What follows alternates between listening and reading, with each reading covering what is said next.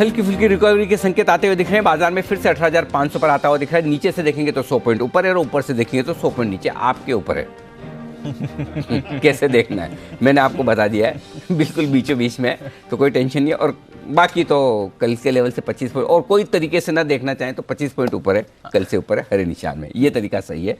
और 125 पॉइंट नीचे bank Nifty है, सेंसेक्स 125 पॉइंट ऊपर है। तो मिला जुला कारोबार ऊपर नीचे दोनों तरफ होता हो। पेशेंस, ताकत आजमाइश, पैसा, इन सब का टेस्ट हो रहा है आज सुबह सुबह पहले घंटे में। एंजॉय कीजिए। चलिए, सिद्धार्थ जी देंगे आपको एक बेहतरीन पिक और कुछ और बेहतरीन रिसर्च भी आपके लिए आने की तैयारी में। लेकिन उससे पहले हमारी खास पेशकश जो हमने कल से शुरू की है, ये दिवाली दमदार डिमांड वाली। तो बाजार के जाने माने एक्सपर्ट से हम आपको करवा रहे हैं मुलाकात। लाइफ टाइम हाई पर बाजार का व्यू, आगे की चाल और निवेश के लिए आपको जो बेहतरीन मौके मिल सकते हैं, थीम्स मिल सकती हैं, उन सब पर बातचीत करने के लिए आज हमारे साथ बाजार के जाने माने एक्सपर्ट हेलियस इंडिया के CIO दिनशो ईरानी साहब कार्यक्रम में हो रहे हैं शामिल।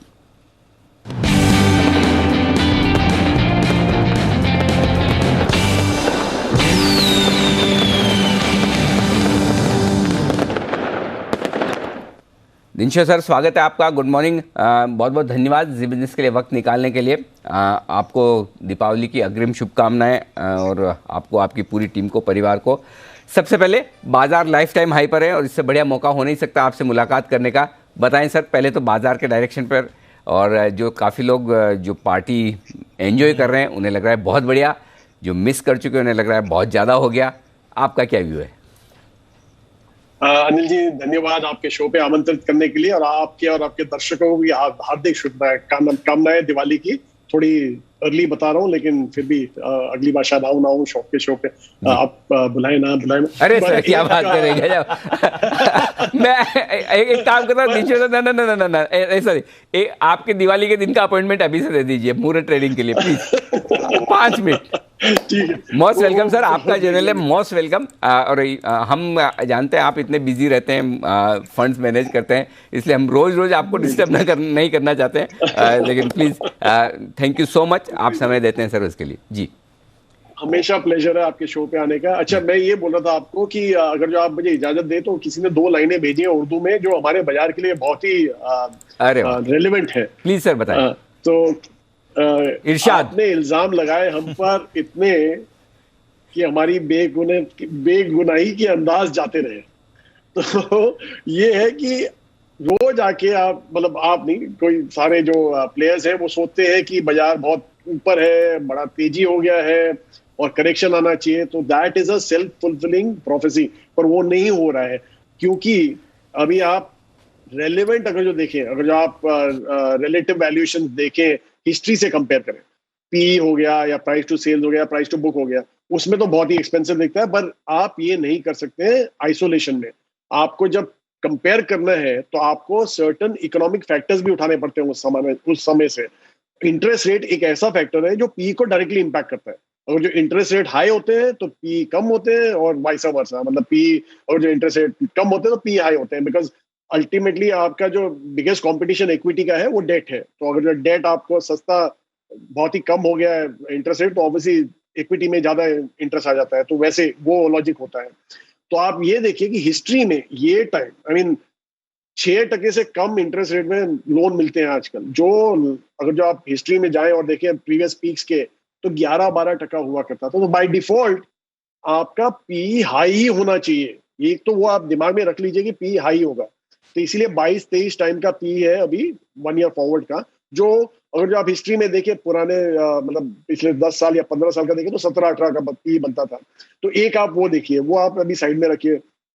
दूसरा आप ऐसा देखिए, जो आपकी FY21 के रिजल्ट्स आए, वहां पे अगर जो आप बैलेंस शीट स्ट्रेंथ देखें इंडिया इनका, तो वो तो बहुत ही मजबूत हो गया। इनफैक्ट अगर जो आप डिग आउट करें अपने इंडेक्स के लिए, अगर जो डेटा निकालें, तो जो डेट इक्विटी है वो तो ऑल टाइम लो पे चला गया। तो बैलेंस शीट बहुत स्ट्रांग हो गई। अगर जो आप कैश फ्लो और ईवी टू कैश फ्लो देखें, अगेन 2 बैलेंस शीट के कंपोनेंट्स है, एक पीएनएल का है और एक बैलेंस शीट का है।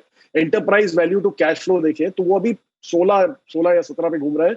जो पिछले 20 साल की हिस्ट्री देखें वो उतना ही था। पर अगर जो आप पीक देखें, जो 2008 का फेब का पीक था, वहां पे तो कोई 26-27 चला गया था, और उसके बाद 40% करेक्शन है यहाँ पे इधर। तो इसलिए हमें नहीं लगता है कि मार्केट बड़ा मतलब बहुत ऊंचे मतलब बहुत एक्सपेंसिव हो गया है। हमें लगता है कि फेयर टेरिटरी में है और इसीलिए बने रहना ही अच्छा रहेगा। आपको अपने स्टॉक सिलेक्ट करने पड़ेंगे। It will be a stock pickers market, जो हम बोलते हैं, हम माहिर हैं उनमें, क्योंकि हम 26 साल से यही करते आ रहे हैं, स्टॉक पिकिंग ही करते हैं। तो आपको बड़ा सिलेक्टिवली पिक करना पड़ेगा यहाँ पे। सो यही है हमारा, अनिल जी। परफेक्ट है सर। और एक इंटरेस्टिंग और बहुत बढ़िया बात आपने की कि कंपनियों की बैलेंस शीट बड़ी मजबूत हुई है। जो डेट, जो कर्ज कंपनियों की बैलेंस शीट पर था, वो कम होता हुआ दिखा है और इस वजह से कमाइयाँ आगे बरकरार रहेगी और डिमांड तो स्ट्रॉन्ग है ही। ये तो आपने लोकल मार्केट की बात की सर। एक डर है ना थोड़ा ग्लोबल मार्केट्स का भी है लोगों को, कि अमेरिका में क्या होगा, वो फिर से ब्याज दरें बढ़ाने वाले हैं, टैपरिंग शुरू करेंगे, ये सारे जो है ना रोज रोज हल्ला गुल्ला सुनते हैं, उनसे डरना है। नहीं जी, तो उसका तो एक्चुअली अगर जो जैक्सन होल की स्पीच अगर जो आप पढ़े, तो उसमें जो एग्जाम्पल्स दिए थे इन्होंने, जेरोम पावल ने, जो चेयर है जैक्सन फेड के, उन्होंने जो एग्जाम्पल्स दिए थे वो बड़े क्लियर थे। 1950 से एग्जाम्पल दिए थे 2000 तक के, कि कैसे अगर जो आप अर्ली टेपरिंग करते हैं या अर्ली इंटरेस्ट रेट साइकिल बढ़ा देते हैं, तो कैसे इकोनॉमीज सफर की है globally for the next 10-15 years. तो वो इट इज वेरी क्लियर कि वो भी जरा सोच समझ के करने वाले हैं। और दूसरा, जो टेपरिंग की बात कर रहे हैं, वो उन्होंने इंटरेस्ट रेट से डिस्कनेक्ट कर दिया। उन्होंने बोला शायद टेपरिंग पहले होगा, इंटरेस्ट रेट बाद में सोचेंगे। तो बड़ा ऑब्वियस है कि बड़ा सोच समझ के होने वाला है जो भी होने वाला है। और हमारा कहना यह है कि अभी जो इंटरेस्ट रेट आपको थोड़े बहुत दिखे स्पाइक होते हुए, वहां पे कोविड के चलते अभी ये सब जो सेंट्रल बैंकर्स हैं बड़े क्लियर हो गए हैं कि हमें जल्दी ट्रिगर नहीं पुल करना। इसीलिए इतने सारे एग्जांपल दिए उन्होंने कि हम सोच समझ के करेंगे जो भी करेंगे, जल्दबाजी में कुछ नहीं करेंगे। इसलिए थोड़े रिजिलियंट है टुवर्ड्स इंटरेस्ट रेट हाइक या तो टुवर्ड्स इन्फ्लेशन हाइक। और दूसरा, अगर इन्फ्लेशन की आप बात करें, तो आई थिंक ये ग्लोबल फिनोमिनन है। और ये बेसिकली बिकॉज कोविड से बाहर निकले यूएस और यूरोप, और वहां पे डिमांड बढ़ गया। पर यहाँ जो एशिया में था, जो विच इज द मैन्युफैक्चरिंग में, साउथ ईस्ट एशिया जिसको मैन्युफैक्चरिंग बेस बोलते हैं वर्ल्ड का, वहां पे डेल्टा वेरिएंट हिट हो गया। तो सप्लाई चेन में पूरा डिसरप्शन हो गया, विच वी बिलीव कि अभी वो थोड़े आगे चलते थोड़ा स्टेबलाइज हो जाएगा और इसलिए आपके इन्फ्लेशन भी थोड़ा काबू में आ जाएगा। सो ये हमारा सोचना है। ओके। तो चलिए, बहुत ज़्यादा डरने घबराने की जरूरत नहीं है, ना भारतीय बाजारों में ना विदेशी बाजारों में। अब आइए, ऐसे में निवेश के जो मौके आप कह रहे हैं बड़े सेलेक्टिव है, चूंकि आप तो स्टॉक्स पर बात नहीं कर सकते, तो मैं कुछ थीम्स, कुछ सेक्टर्स पर आपसे पूछूंगा। अब तक जो नतीजे आने शुरू हैं, कुछ प्राइवेट बैंक्स के और कुछ आईटी कंपनियों के, इन दोनों सेक्टर्स पर क्या व्यू है आपका? क्या ये इन्वेस्टमेंट के आपके हमेशा से फेवरेट रहे, अभी भी हैं? जी हाँ, अगर जो आप पहले तो आईटी की बात कर ले, बिकॉज उनके काफी सब बड़े लोगों के रिजल्ट्स आ गए हैं, थोड़े मिक्स थे। लेकिन आप अगर जो उनकी कमेंट्री सुने, मतलब मिक्स थे क्योंकि कोई अच्छे थे और बुरे कोई नहीं था, सब लाइन में थे, लेकिन कोई तो बहुत ही अच्छे थे, तो वैसा था। पर आप अगर जो इनकी कमेंट्रियां सुने, जो चारों जिन्होंने बड़े लोगों ने, 5 लोगों ने, जो बड़े लोगों ने डिक्लेयर किया है, उनकी कमेंट्री सुने, तो बहुत ही क्लियर है कि लाइक कल एक कंपनी का वो था, कॉल था, और बोले कि लाइफ टाइम में उन्होंने ऐसी तेजी नहीं देखी है उनके सेक्टर में। सो मतलब डिमांड के हिसाब से, ऑर्डर बुक के हिसाब से। और बोले कि अगले 3 साल जो विजिबल है, वो उनको लग रहा है कि ऐसे ही रहेंगे। तो इट ऑब्वियस है कि जब इंडस्ट्री वेटरन्स, और मैं तो ये इंडस्ट्री 2005 से कवर कर रहा हूँ, और मैं आज तक किसी मैनेजमेंट को इतना बुलिश सुना नहीं, क्योंकि सारे कंजर्वेटिव होते हैं आईटी इंडस्ट्री में।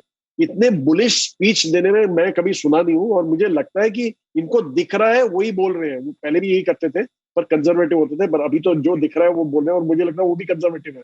तो उस हिसाब से तो ये तेजी लगता है बनी रहेगी अगले 3-4 साल के लिए एटलीस्ट, इन आईटी सेक्टर। और विच इज ऑब्वियस ऑल्सो, क्योंकि आप देखिए कि क्लाउडिफिकेशन, डिजिटाइजेशन, एआई, एमएल, ये सब जो टर्मिनोलॉजी है वो अभी पिकअप हो रही है। और अगर जो सेक्टर वाइज देखें आप, मतलब जो उनके जो सर्विसिंग सेक्टर है, वहां पे तो बड़ा ही स्मॉल पोर्शन अभी तक सर्विस हुआ है उनसे, तो काफी बड़ा पोर्शन है जो बच गया है फॉर सर्विसिंग। सो वहां तो तेजी बनी रहेगी। प्राइवेट सेक्टर बैंक की अगर जो बात करें, तो हमारा तो यही कहना है कि अगर जो आप इकोनॉमी हमारी बोल रहे हैं कि 5 ट्रिलियन होने वाली है अगले 5 साल या 6 साल, जो भी आप लगा लो आपके हिसाब से, अगर जो वैसा होने वाला है, तो ये प्राइवेट सेक्टर बैंक्स सबसे बड़े पार्टिसिपेंट उस इकोनॉमिक एक्सपेंशन में वही रहेंगे। और वहां पे भी एनबीएफसीज भी, हम काफी नॉन बैंकिंग फाइनेंस कंपनी जो है, वहां पे भी हम काफी तेजी में है, क्योंकि नॉन बैंकिंग फाइनेंस जो कंज्यूमर फेसिंग है, आपकी इकोनॉमिक ग्रो किस लिए होती है? कंजम्पशन से होती है। तो ये जो consumer facing non finance banks होते हैं, तो वो तो और भी ज्यादा फैसिलिटेट करेंगे इस कंजम्पशन को, और उसके चलते और तेजी होगी। तो हमें तो ये लग रहा है कि एनबीएफसी ये सारे बहुत अच्छे काम करेंगे, हमें आगे चल के अच्छा मुनाफा देंगे और अच्छा रिटर्न देंगे और स्टेडी रिटर्न देंगे, जो कि आज की तारीख में जरूरत है। जैसे आप बोल रहे थे कि हाई है बाजार, लेकिन बाय डिफॉल्ट बाजार हमेशा हाई ही होता है, तो ऐसा है। ठीक बात है। ये इंटरेस्टिंग चीज़ की हमेशा महंगा दिखता ही है किसी भी लेवल पर। बताएं सर, बाकी और कौन सी थीम्स या और कौन से सेक्टर्स है जो आपको पसंद है इस वक्त? तो हमारे एक तो फार्मा हम डटे रहे हैं, उसमें हमारा यही कहना है कि जो लास्ट क्वार्टर में आपने देखा वो प्रॉब्ली एबेरेशन था, और ये क्वार्टर में बॉटम हो जाएगा, जहाँ पे यूएस के रेट्स थोड़े उतल पुतल हो गए थे। बट चाइना प्लस वन में ये सेक्टर में काफी तेजी आ सकती है उसके चलते, क्योंकि अगर जो आप देखें डिफरेंस जो है, जो चाइना एपीआई एक्सपोर्ट करता है और जो इंडिया करता है, वो तो कोई 1-10 का कोई डिफरेंस है। तो उसके हिसाब से तो काफी पिकअप आना चाहिए ये सेक्टर में आगे चलते। तो ये सेक्टर हमें काफी अच्छा लगता है। फिर मैंने आपको डिस्क्रिशनरी का कंजम्पशन एनबीएफसीज का बताया, डिस्क्रिशनरी भी काफी अच्छा लगता है, क्योंकि अभी दिवाली में आपके चैनल पे 2-3 जो आए थे रिटेलर्स, वो बोल रहे थे कि ऐसी दिवाली देखी नहीं है, मतलब जो शुरुआत हुई है वो तो बहुत ही अच्छी हुई है। तो लगता है कि वहां पे काफी पिकअप आएगा डिस्क्रिशनरी में। सो वो सेक्टर भी हमें काफी अच्छा लगता है। तो ये है। अच्छा सर, सुनकर ये अच्छा लगा कि आपके चैनल पर 2-3 जो रिटेलर आए थे, इसका मतलब आप चैनल देखते हैं, फॉलो करते हैं, इंटरव्यूज़ जो होते हैं मैनेजमेंट के आपको पसंद आते हैं। Thank you sir.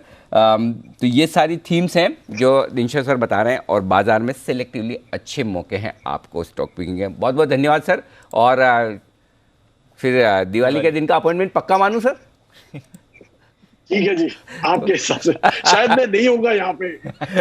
एनीवे कोई दिक्कत नहीं सर।